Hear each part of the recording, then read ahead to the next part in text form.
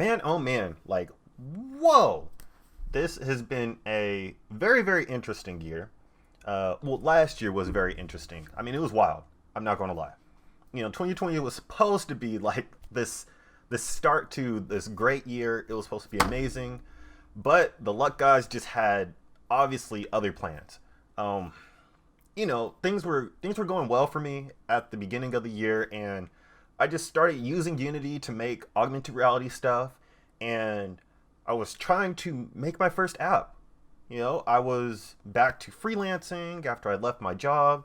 I was a personal trainer and a health coach, and I sort of left that to focus on Iltopia and Island Fever and just all the other stuff that I had coming on down my pipeline. And I thought it was just a way to branch out. Um, Mind you, like I was also preparing for interviews for medical school during that time, and I was traveling, and in my mind, this was going to be my year. Like it really was. I was going to get into medical school. I was going to, get my webcomic up and popping. I was going to have Iltopia make sales, and I was going to go through my first convention circuit. Everything was laid out for me. I could finally do the convention circuit really that I wanted to do, and especially because, this was a time that I had to go to all the black comic conventions around the country. Um, there aren't many around the world, and I didn't have the budget for that, but like I could do at least like five or six around the country. And, honestly, things were on the up and up. I finally felt like all the years' struggles to make ends meet as an artist were finally paying off. And, icing on the cake was that like I started getting freelance gigs from clients that were paying me hundreds and thousands of dollars and stuff that like was really worth my time. And that was really starting to get really surreal. Like, and, things were great. And then, something funny started to happen. And that whole thing with COVID. So, it really just messed things up, to be honest with you.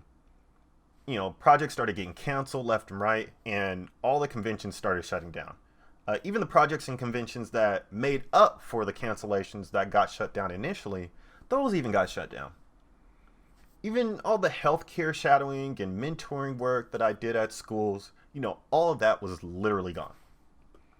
And so, for me, like that's when I hit a valley. Like usually with Utopia, I'm able to, sell stuff and make ends meet. And if I really, really, really need money, like I could go out to a market and, make some comics, sell prints, do that. The crazy thing about it was that like I was normally used to just like doing stuff in person, especially when it comes to, really making ends meet. And I didn't do any online sales and stuff because I really didn't need to. Portland has a great entrepreneur community. And because of that, it really allowed me to have that personal touch and really be an extension of the brand that I created. And I will definitely say that bit me in the butt because I feel like everything that I was picking up in January and February really fell flat on its face in March, April, and May.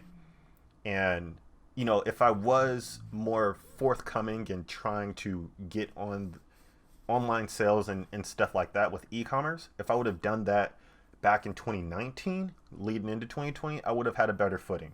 I probably wouldn't have been impacted as much as I was. But, I was, and that it is what it is with that.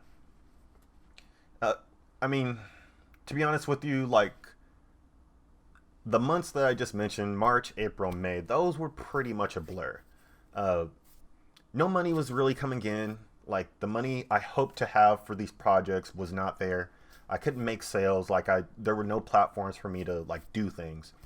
And, I'm pretty sure I overdrafted my account like, five or six times just trying to get some ice cream from the mini mart and stuff like that.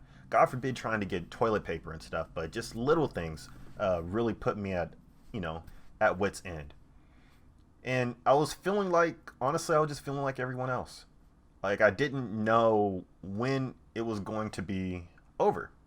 Like I just didn't. And it was just so unforeseen. And for somebody that was a freelancer at this point, having uncertainty on top of uncertainty, it was tough. Like it really was. And, you know, like, what I did know is that, like, because I was like sort of hovering around like the medical field and stuff, I knew that like this was going to be happening for a while. It was honestly, it was the start of a paradigm shift that like I don't think anybody was ready for, to be honest with you. And much like everybody else, like I had to adapt to it, or it was just something that was just going to swallow me up, and I didn't want that to happen. And so for me, like adversity has always been something that I had to confront head on. I did it with football, even when like I was in a wheelchair and had hip surgery, and went on to continue playing and ended up doing playing on ESPN and stuff. I did it with Utopia when I couldn't get hired in the the creative industry, so I started my own business to operate in the creative industry. And I even did it with medical school and healthcare, where I got rejected twice, yet I still applied and I still started getting interviews and stuff. So I was inching my way towards success. And so I did what I do best, and I really put the pen to the paper, and I found ways to overcome these problems the best way that I knew how to. And luckily, I work from home. I'm a freelancer, so I had the tools available at home. I had my computer, I had my mic, I had cameras, I had stuff to just expand on, really be creative in the most wholesome way. And honestly, I really just started grinding away at the ideas that I wanted to see in the world. I was focused more on Island Fever, and I started releasing it on Webtoon and Tapastic. I released my Island Fever AR app that allowed you to play around with the characters with the webcomics in augmented reality. And that, I would say that being out there and being able to show that and promote that was really a silver lining, because I was able to expand the reach of what people can do with augmented reality. And ultimately, this, set the precedent for a lot of stuff. I started the Black Superheroes Matter podcast to help promote Black creators in comics and cartoons who are vastly affected by the closures of these conventions. I was one of them. And so I really wanted to tap in with that community. I also continued the PDX Black Rose podcast, which is a way to promote movers and shakers in Portland that are part of the Black community that are also disproportionately affected by the closures and everything because of COVID. I even helped start an online learning platform called Mindstream with the nonprofit iUrban Teen, which helps Black and brown youth learn about the arts and technology while schools were shut down. And I was teaching character design, I was teaching animation, and other creative skills that they could pick up while they're sort of stuck at home. Because again, like Black community across the board was taking a hit disproportionately, and it makes sense, but what do you do about that? And so for me as a creator, I had to take action. During that time, I started to expand possible avenues into online education. I figured that I knew enough stuff that I could make some money just by putting all my ideas out into the world and educating for money, essentially. So I started thinking about what my niche would be. I'm a Black artist, I'm an entrepreneur, I'm a techie that is also trying to get into the field of medicine. I think the biggest thing that people have always been interested in was stickers and my AR stuff. So I essentially started making a whole bunch of tutorials online on YouTube about AR and comics and AR and sticker making.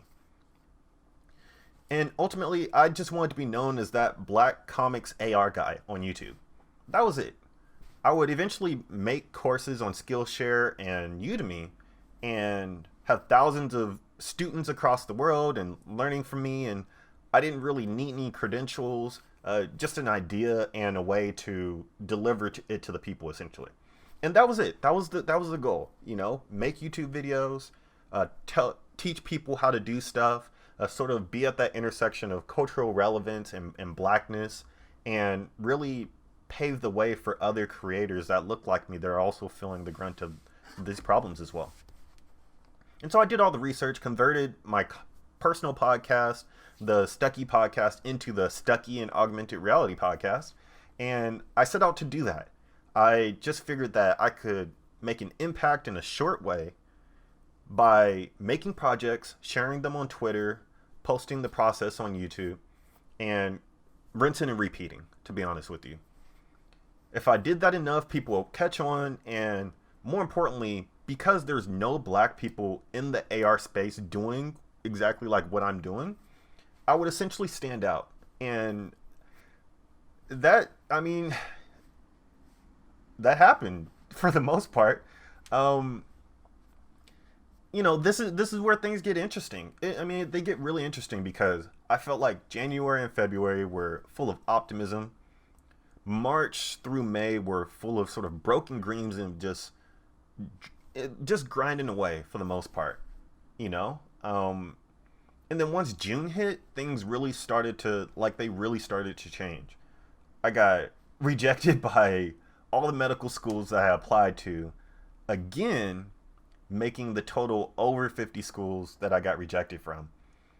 From there, I had feedback sessions where they told me that I really needed to reflect on my reasons for going into the field of medicine because they just weren't clear to the admissions committees.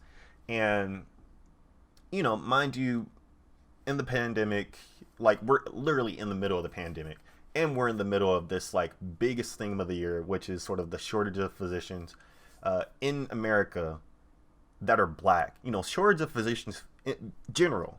But then when you talk about within physicians, there's even more of a shortage. And then we're part of this whole social unrest thing. And just how COVID is disproportionately killing black people. All these things were happening, right? And then I get rejected because they don't know why I want to go into the field of medicine. And, but it was a point of reflection for me. Whether I agreed with it or not, like it was a point of reflection. And, I was kind of upset. I heard that, especially because of my feedback sessions, they were in June and the application cycle was starting really like that next week. I just felt like this was sort of icing on the cake. And, I pretty much put medical school on pause and for the rest of the year. That was my intention. I made a little AR demo using some human anatomy models and ground plane tracking and posted it online. And then from there, people sort of went crazy about it in the pre-med chats on Facebook and stuff. And rightfully so, I think so. Like, not to sort of toot my own horn, but like this is like innovation. And so it's just like coming up with ideas and I'm creating them. I think for me, the whole ideas of art, technology, and healthcare, they just have enormous potential. But in my experience, talking about them is often difficult. Normally, I get the whole, well, why don't you just focus on art comments? But I think, I really think because of COVID, people they're really open to this type of innovation now. More importantly, this gave me the boost that I really needed to reapply this cycle. And, I will say that a big factor in me choosing to reapply this cycle was my buddy, Dr. Jason Campbell, who, started making waves as the infamous TikTok doc, right? And I met him earlier that year, and he really helped me sort of prep for interviews and stuff. But after talking to him, he really gave me the clarity that I needed to focus on my application moving forward. And I pretty much spent the next 4 weeks putting together a personal statement, modifying my extracurricular experiences, getting my transcript from 3 schools, inputting my 88 grades into the AMCAS cycle, and then choosing all my schools. And pretty much life shut down for me that month. Like, interesting thing about my life sort of shutting down for that month is that in response to the whole George Floyd thing happening and, just everything that sort of led to it, obviously social unrest started spreading across the country. And, no lie, like it was tough, especially being in Portland, because things were really, really playing out in an interesting way in Portland that no one else was doing, right? And before I knew it, like Portland was at the center of all this social unrest stuff. And even our president was sort of name dropping Portland for, frivolous reasons, I suppose. And I really had to sit down and think about what I could do in that situation. And fortunately for me, like my work is focused on exploring the black experience in America. And so I really tapped into that essence. And I pretty much made an AR app that put a 30-foot statue of George Floyd in augmented reality because it was COVID, right? Like I found some discrete times to go around Portland and do a bunch of installations with that model and with that app. And I would like to point out that I live about 5 blocks away from Portland, like the downtown Portland scene that everybody was seeing on the news, where people were getting snatched up and all these different things in downtown Portland. So I wasn't trying to get arrested, and I didn't want any racists sort of like coming at me for no reason. And then I honestly I just went around been discreet, and I started posting the pictures and the videos of the stuff, and then I also made an online course for people to follow and do the same thing, right? And so as I finished all that and then proceeded to apply to medical schools and stuff, I tried to raise money with the course that I made. And I things I didn't make any money at all. I'm not gonna lie. Like I didn't raise no money, literally $0 for I just didn't make any money. I didn't raise any money for it. So I felt I felt bad. I it just sucked, right? And I know you're thinking like, okay, where does it actually get like hopeful, right? And it does. For some reason, like I thought people would really flock to this because you know the XR community sort of flocks to things. And in this particular situation where I thought I would find that support, and I didn't. Ultimately, a reflection of the trends and the responses to the movement that people within the industry were sort of having, where they were inadvertently not supporting, or they were trying to silence stuff, particularly on message boards, right? Like it's like, oh yeah, we don't care about that stuff. Like we just want to care about coding and keep politics out of it. And like people will try to like passive aggressively belittle you in ways if you try to bring awareness or try to address certain things. Like, why are you silent? And it's like, keep politics out of this. It's like, this is not politics, right? And so I think it's just reflective of the fact that like there's no black people in the industry like that, or we're underrepresented in a way that to where you don't feel heard or accepted. And ironically, like this is where like doors really open up for me. Like this was the moment, like literally while I was applying to medical schools and sort of being disconnected from all this stuff, this is when my identity as a black creator in the space really started to pick up. Someone saw my course and referred me to the Black Realities Grant, and it's pretty much a grant to support black people telling stories in AR and VR, and or XR if you want to talk about it.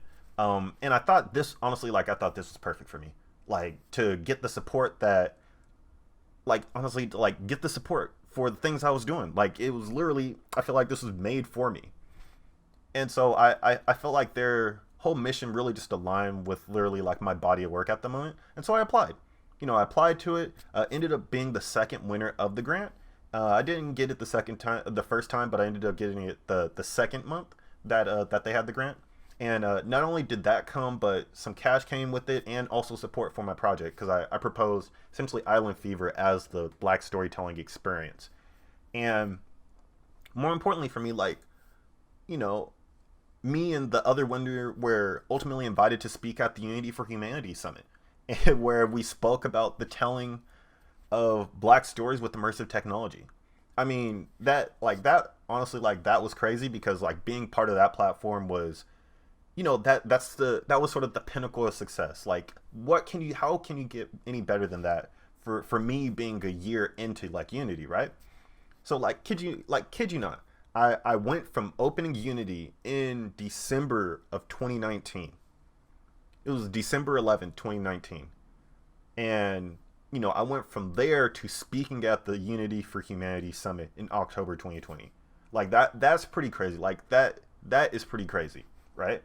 Like, and so like things started going crazy from there, right? But like I'm not going to jump ahead though. Like June was bananas. June was crazy because like the George Floyd app like put me on the map in the XR Twitter space, and people started reaching out to me about stuff, right? I didn't make any money, right? I didn't make a lick of nothing, but it put me on the map, and it created a level of awareness that I just didn't have for sort of like what I was as a creator. I thought it was pretty funny because I set out to do this whole black AR influencer thing on YouTube because it was the path of least resistance. But I didn't realize how quickly things would pick up after posting a few videos, right? So I spoke at the Augmented World Expo, a monthly meetup in June, and I spoke at the XR Talk and got connected with the really just like a really robust community of extended reality like developers and creators. And coincidentally, like a lot of them live in Portland, which is sort of weird. And on top of that, like I got the Regional Arts and Culture Project grant to work on the Island Fever app as well. So just like more and more things started coming in the month of June. And like the crazy part about it was it I was really able to find a community and connect with people in the AR space instead of being stuck at home like debugging things and going to Stack Overflow and going to Unity forums. And you know, I ended up connecting with people that really I followed, I looked up to, and when I first entered the space, I didn't think I would find that stuff. So like it was pretty surreal for me. Like it was really surreal. I it was what I wanted. And so, you know, Juneteenth came around. I was finally able to get the whole small business thing upticking, and you know, it allowed me to really get my e-commerce going. And so I saw that, like, you know, people were interested in my stuff that I was posting on Twitter. I would do demos and stuff like that with AR stuff. And so I opened up the Utopia online store. That was something that I like wanted to do and needed to do. And so I started making a bunch of art prints, products, making AR enabled products. And, you know, people would buy it. They would buy the books. They would, you know, buy the stickers. They would buy all that stuff. And I was able to make them to order. Like it like business was moving. It was great. And so, you know, I would say that this really validated the stuff that I was doing because I could essentially do demos of the stuff that I was working on or stuff that I was making. And I can make it AR integrated, and then I could sell it online. And that goes beyond making a course because I was able to have a product to sell, and I could scale that into a product-oriented business rather than just a service-oriented business. You know, like it's great to be of service, but you know, if you take me out of the situation, then like the business goes under. And so, you know, for me, just like focusing on the products, it really gave me a healthy spike in the sales during that time. And it really allowed me to like get the wheels turning for a lot of things. And so for the most part, like I was back on the market. Like this was like, it was great.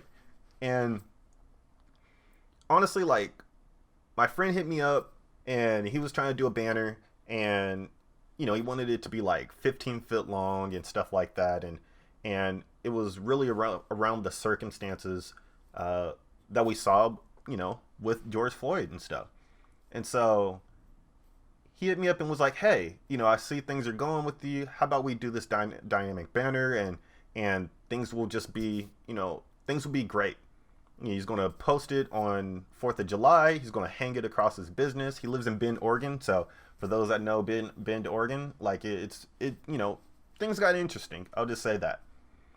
And so pretty much people didn't like the message of the banner. And I'll say that like the banner said, you know, all lives don't matter until Black Lives Matter. And then it was sort of poignant on the imagery that people were feeling at the time. I mean, it's literally like mid-June, July. So like this was the thick of it, right?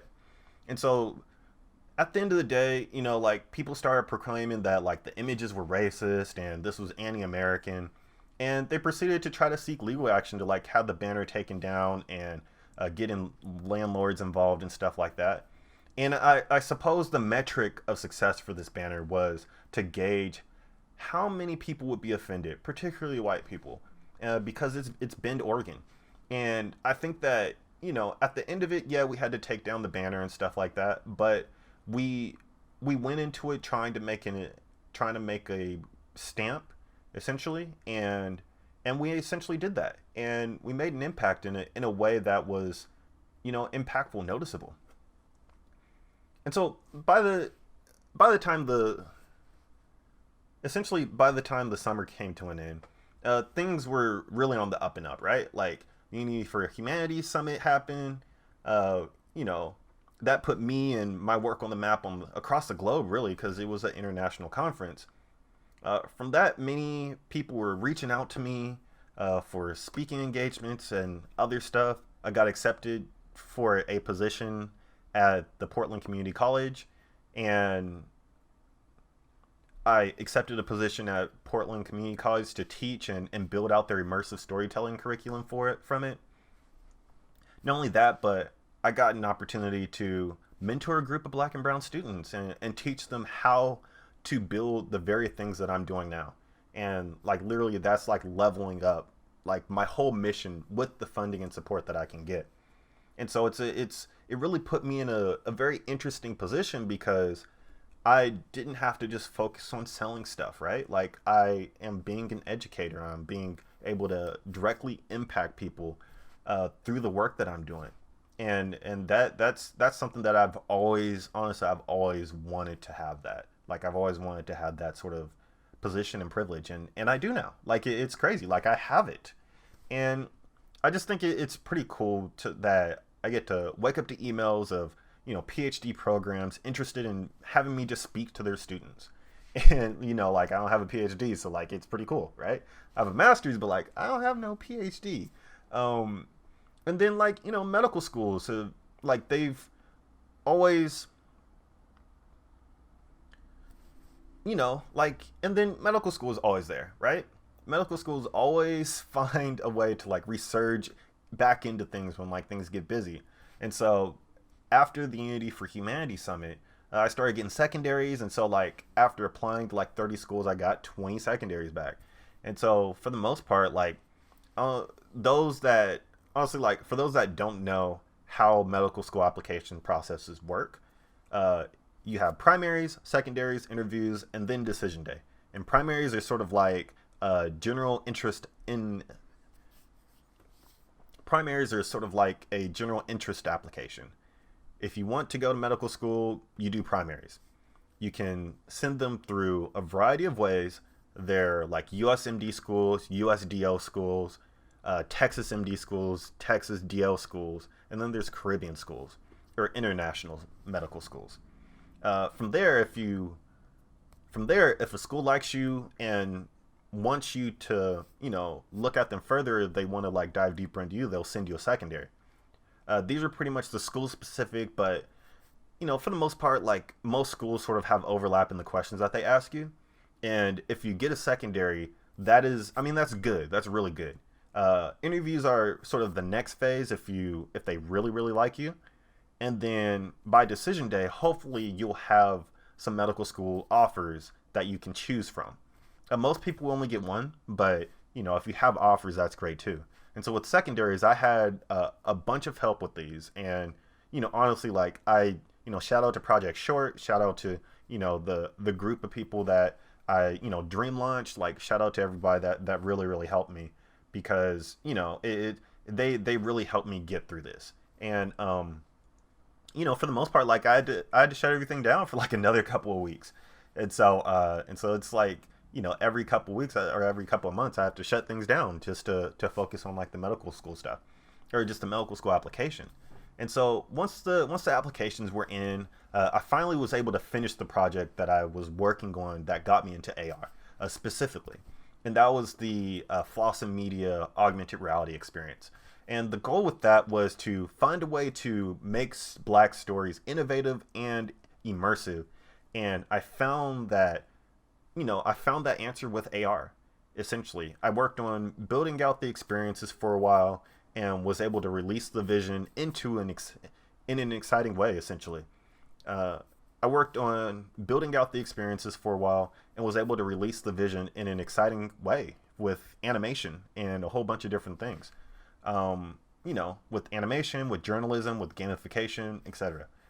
In terms of having black people at the forefront of AR, and AR storytelling, like this was pretty much it. Like Flossin Media AR or Flossin Magazine AR, like that is the epitome of like telling hard-hitting journalism with black focused stories in augmented reality. Like that's it. That is the creme de la creme. Like that is the crux of my work up until this point. And part of me feels like every project that I worked on really focused on my identity as being black in America. Like it's like that's sort of the crux of it, right? I feel like that mission really just like really spoke to me, and it's why I do things, to be honest with you. Prior to 2020, I felt like I had to explain why I do what I do, but things are just better understood now. For all the bad things that came out of 2020, like this is definitely one of the silver linings of it. Mainly because I feel like all the bad stuff that happened to black people this year, anything good that happens, you know, it honestly, like anything good that sort of like comes from this, like up until this point, it's just like, society breaking even with black people for the most part. And, I'm okay with that. More importantly, because things were easier to explain now, like I forayed into like grant spaces and stuff.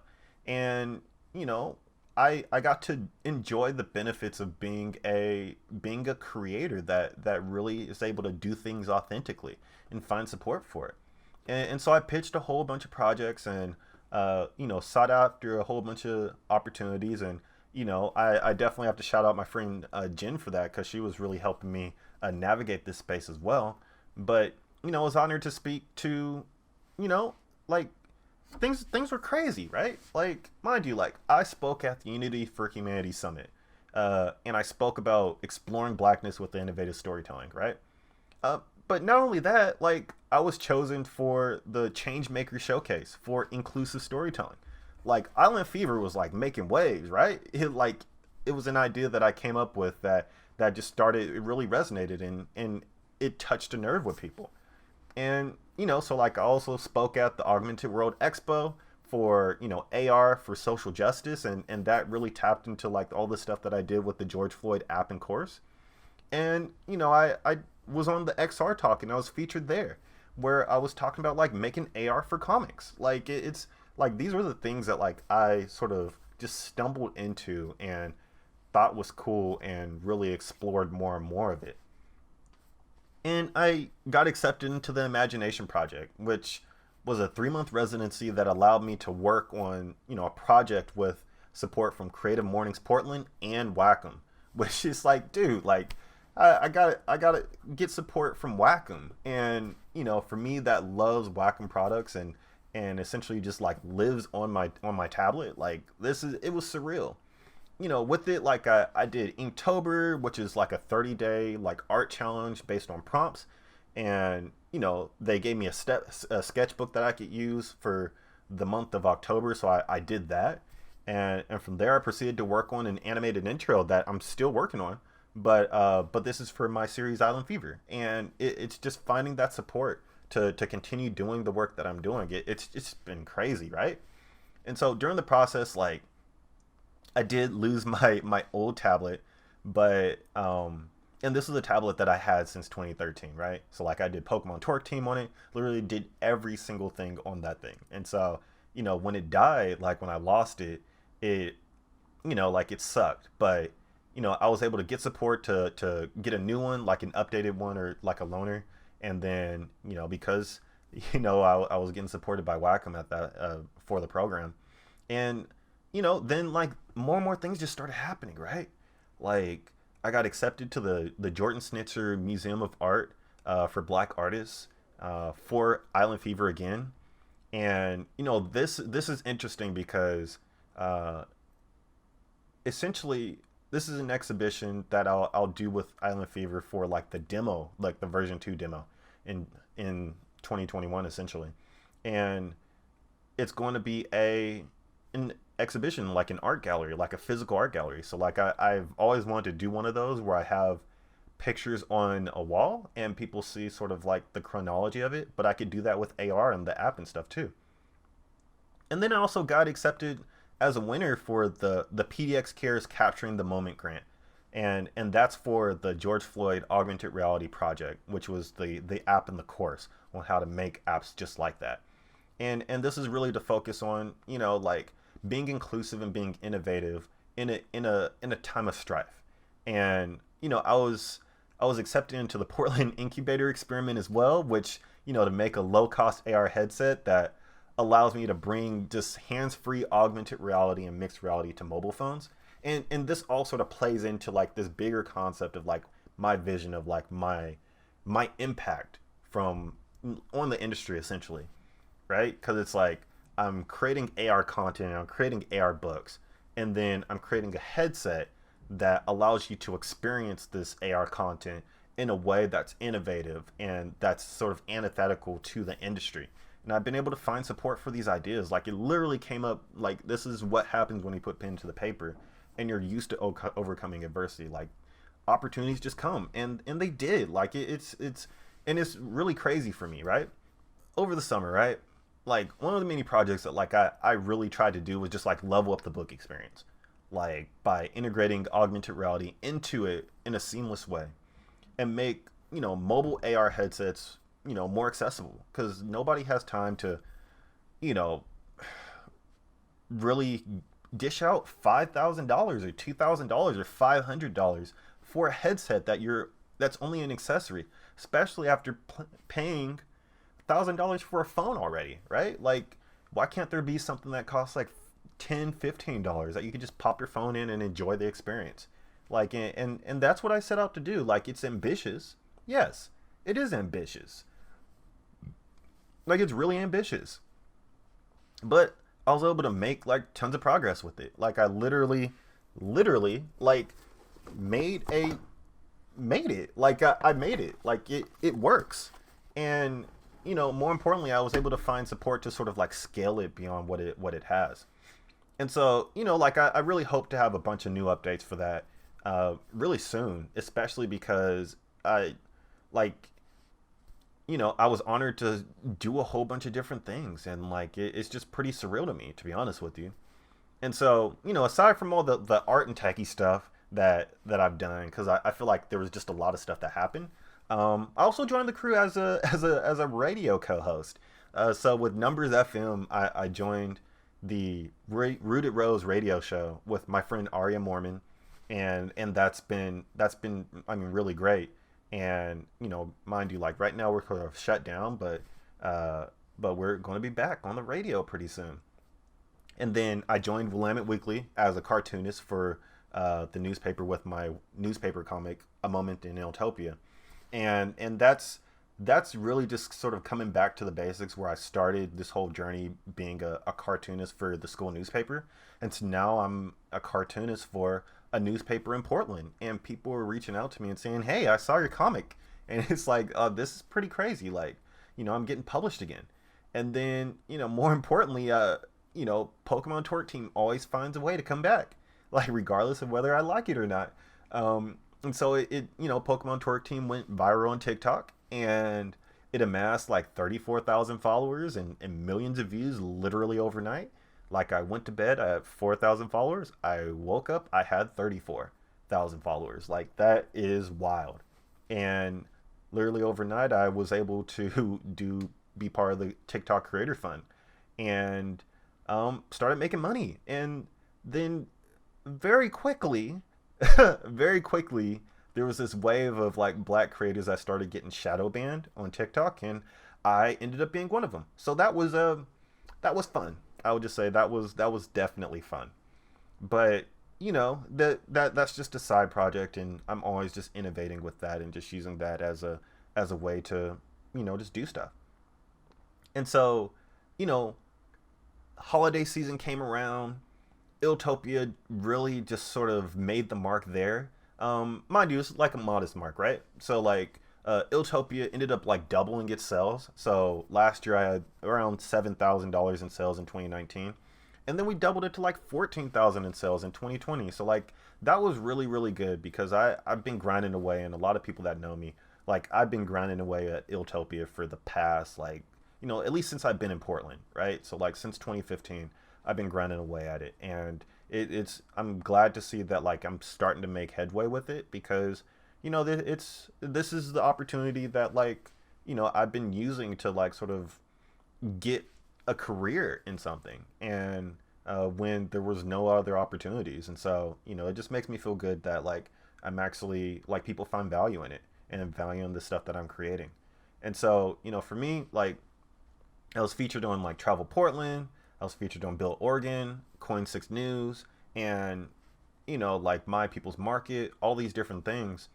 And you know, 2019, like it was just interesting, right? Like 2019, like I had so much hope, and then at the beginning of 2020, like all that sort of just went by the wayside. And COVID-19 really showed me that like the work that I do with Iltopia to like create comics and cartoons and stuff that's culturally relevant and you know tailors towards like the black community, and it has a market. And I didn't really believe that. Like I believed it, but like it was really hard to like really validate that. And this year really validated that there's a market for the stuff that I'm doing, and that's something that I could tap in. I am tapped into, and I'm continuing to grow. And more importantly, like innovation through just like a culturally responsible lens has like it just has a market in and of itself. Like it it there aren't many reference points because it's just not it's a black sheep in many areas, but like culturally responsible innovation is that's where it's at. And I'm really curious to see like what this year and like the next couple of years has, because like right now, like it just seems like I'm just doing things and waiting for the market to catch up to it. And I'm okay with that now. Like it's like there's enough stuff happening for me that it's not stressing me out that like I don't think I'm going to overdraft my account, at some point next year. But if I do, like it's we'll see. Like I'm really hopeful now. On another note,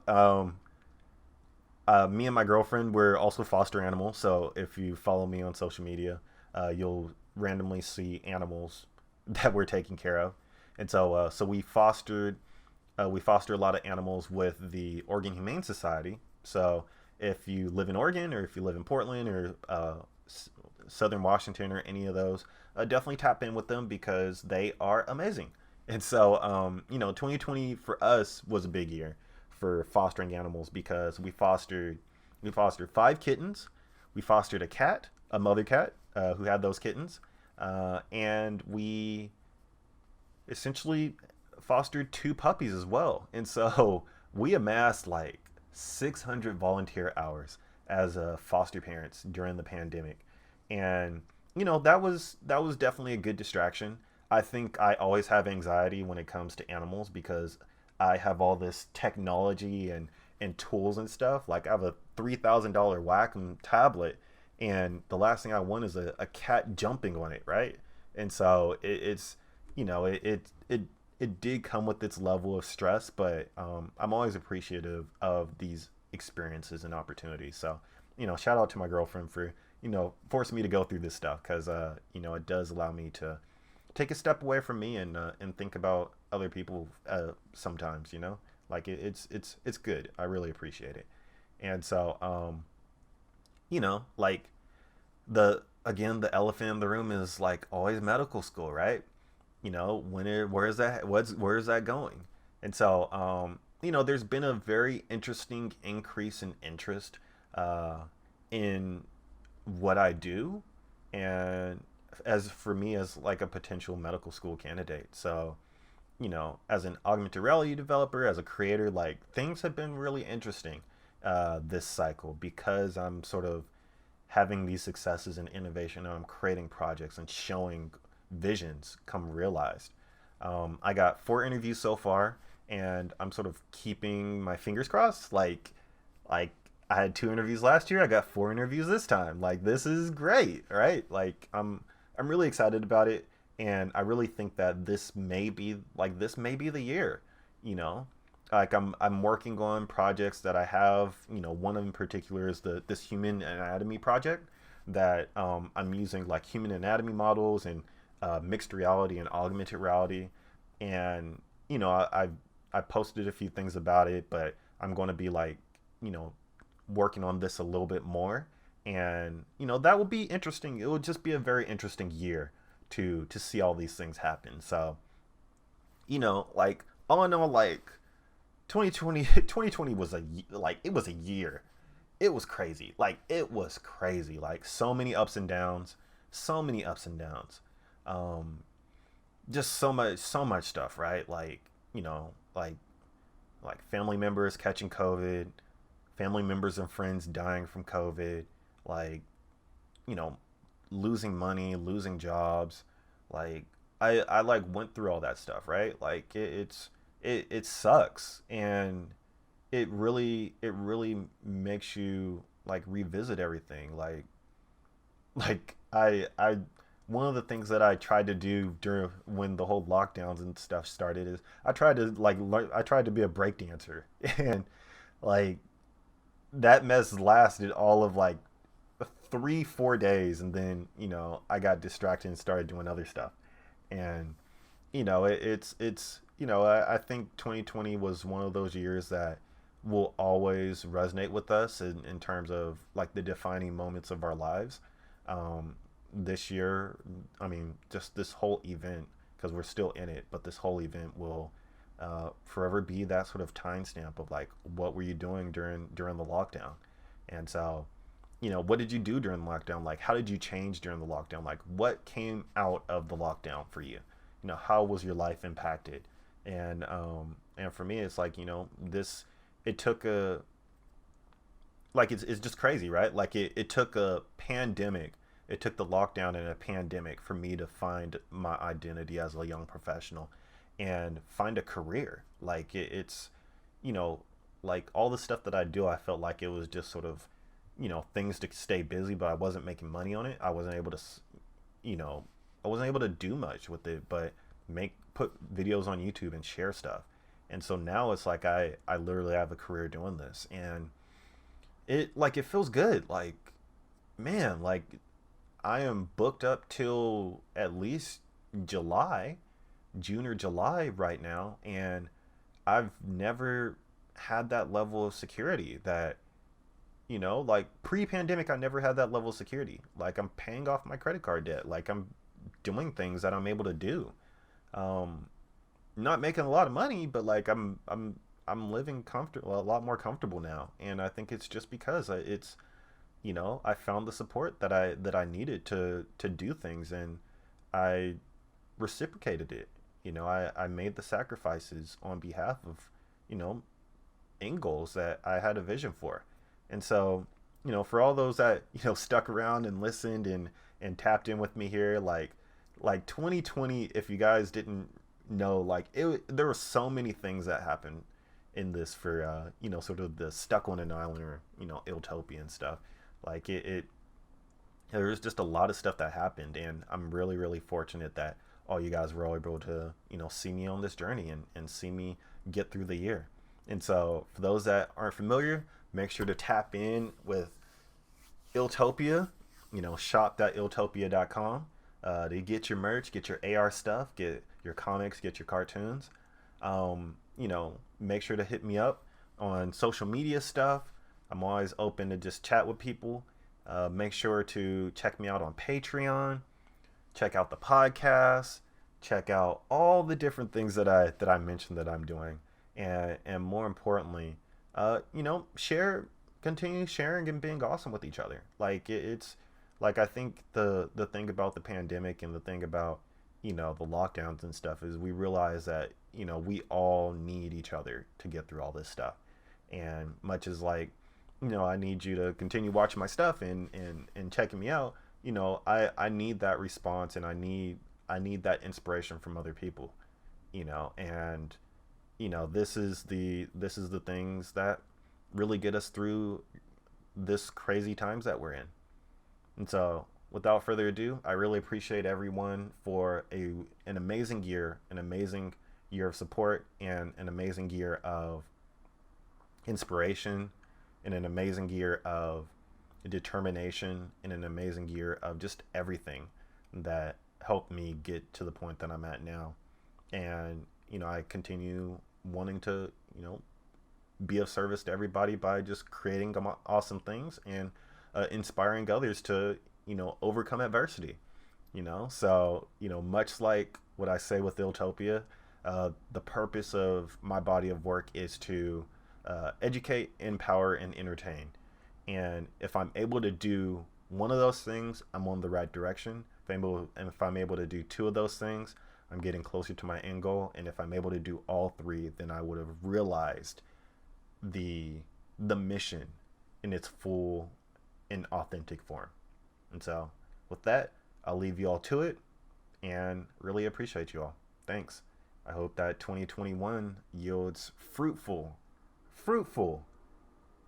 new stuff for us on the horizon. So, with that, deuces.